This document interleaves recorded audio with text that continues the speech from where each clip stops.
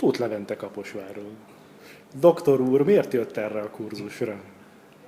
Hát azért, hogy lássam, hogy mi is pontosan az európai szinten a belépő szinten szükséges tudás.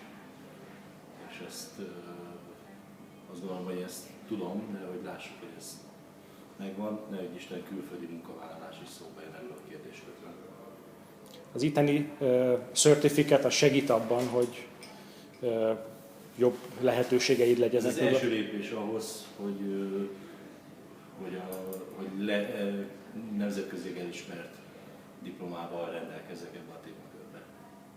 Hány vizsgálatot készítettél már, kardio-CT vizsgálatot Hát életedben? 700 fölött.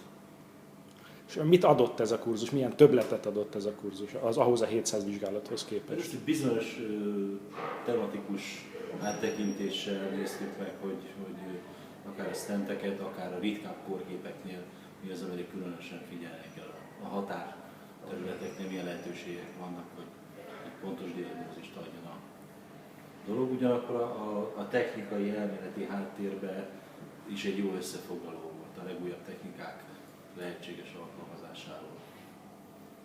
Milyen take-home message-et tudsz bemutatni? Mit viszel haza leginkább ezekből az információkból? Én azt gondolom, hogy a gyakorlatunkat egy picit megváltoztatjuk, még tudunk talán kevesebb sugárdózissal dolgozni, és még jobb képminőséget. Tehát tudunk pontosabbak lenni a kritikusabb esetekben is.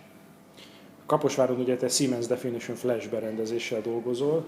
Látszik-e az itteni Philips ICT-s gyakorlat és a Siemens-es gyakorlat, a kaposvári és a Határőrúti vagy Városmajor utcai gyakorlat között bármilyen különbség? Azt gondolom, hogy alapvetően nem, hiszen mindenhol az a cél, hogy az adott készülékkel a lehető legjobb minőségű vizsgálatot csináljuk, a lehető legkisebb sugárdózissal, és ez nyilvánvalóan szívfrekvenciára, beteg előkészítésre hasonlóan nagy súlyt kell, hogy fektessünk.